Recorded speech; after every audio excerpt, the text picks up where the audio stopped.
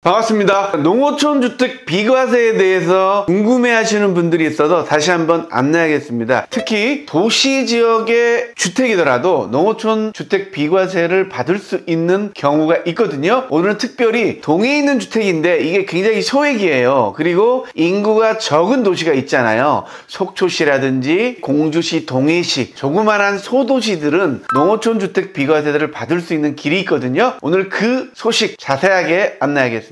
최근에 속초에 있는 분이 문의가 왔어요. 일반 주택이 하나 있는데 속초시에 증여를 받은 거죠. 나중에 증여받은 거기 때문에 순서는 상관없잖아요. 그런데 도시지역이기 때문에 농어촌 주택 비과세가 불가능한 게 아닌가 이렇게 생각을 하더라고요. 조세특례제한법 시행령에 보면 별표 12가 있는데요. 고양주택 소재 지역 범위가 있습니다. 이 26개입니다. 제천시, 계룡시, 공주시 쭉쭉 있습니다. 서귀포시까지 2015년 12월 기준으로 해가지고 인구 20만 이하의 시입니다. 여기는 도시지역이라도 고양주택이 가능한 시입니다. 여기에 동해 소재하고 있는 고양주택을 갖고 있는 분은 조특법에 따라서 양도소득세 특례를 받을 수 있는 상황인 거죠. 그런데 헷갈리는 게 고양주택만이라고 쓰여져 있잖아요. 농어촌 주택은 안 되는가 이렇게 고민이 될 수가 있습니다. 그래서 조문을 한번 자세히 살펴봤습니다. 자, 간단하게 농어촌 주택 비과세 정리하겠습니다.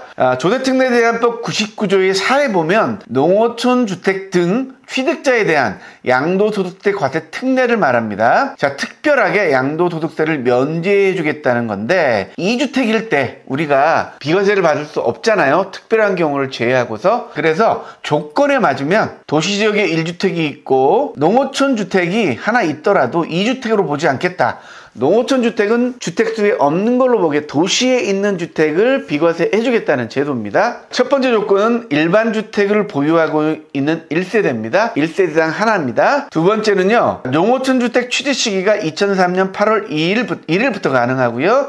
고양주택은 2009년 1월 1일부터 가능합니다. 이 시기도 꼭 체크해 주시고요. 그리고 일반 주택이 있는 상태에서 농어촌 주택을 취득해야 됩니다. 순서가 바뀌면 안 됩니다. 지역 조건은요, 과밀한 데는 안 됩니다. 수도권 지역, 도시 지역, 조정 지역, 허가 구역, 관광단지 같은데 부동산 가격 상승을 고려해서 대통령이 정한 지역, 이거는 항상 바뀔 수가 있다는 거 알아두시고요. 하지만 예외가 있습니다. 이럴 경우에 이 도시 지역에 대한 예외가 있거든요. 도시 지역에 대한 예외가 있기 때문에 아까 같은 경우 속초시나 동해시는 가능한 거죠. 네 번째 조건은 3억을 초과하면 안 된다는 내용입니다. 질문하신 분은 대방동 빌라가 2004년에 취득했고요. 속초시 교동은 2018년입니다. 근데 둘 다 시잖아요. 농어촌 주택 비과세가 안 된다고 생각할 수 있는데요. 예외사항이 있는 거죠. 조특법에서 이렇게 표현하게 있는데 도시지역, 조정대상지역, 허가구역, 관광단지 지역,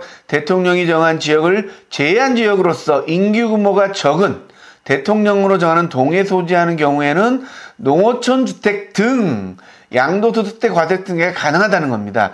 고양주택만이 아니고 농어촌 주택 등이잖아요. 둘 다 포함하는 겁니다. 농어촌 주택, 고양주택 둘 다 가능하기 때문에 여긴 대표적으로 고양주택을 쓴 것 같습니다.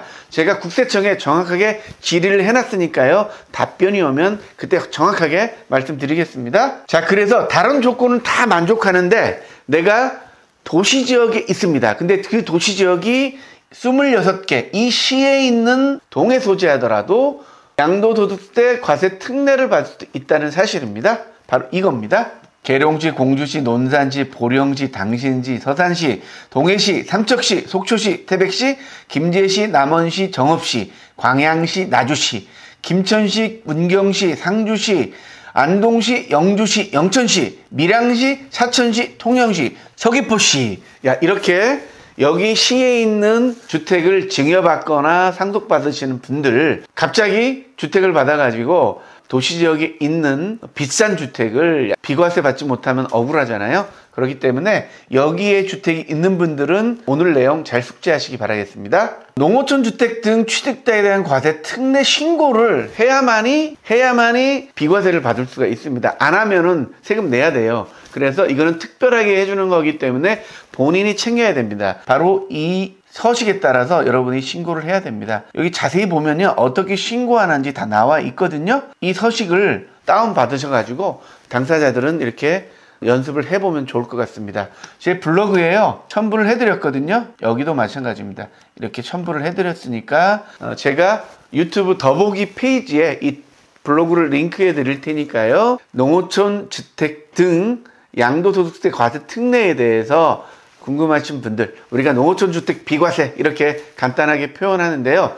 농어촌 주택 비과세, 도시지역이지만 이 26개 시에 해당하는 농촌 주택이나 고향주택을 갖고 있는 분들은 양도소득세 과세 특례를 받을 수 있으니까요. 이거 놓치지 마시고 꼭 적용하셔가지고 양도소득세 비과세를 받으시기 바라겠습니다. 자, 궁금한 부분은요, 댓글 달아주시고 조만간에 국세청에서 답변이 오면요, 한 번 더 여러분에게 알려드리도록 하겠습니다. 블로그 하단에 보면요, 조세특례 제한법 99조의 4, 조세특례 제한법 시행령 99조의 4, 조세특례 제한법 시행규칙 45조, 농어촌 주택 등에 대한 양도소득세 과세 특례에 대한 조문이 나와 있기 때문에요, 이걸 잘 보시고 본인이 해당하는지 안 해당하는지 한번 자세히 살펴보시기 바라겠습니다.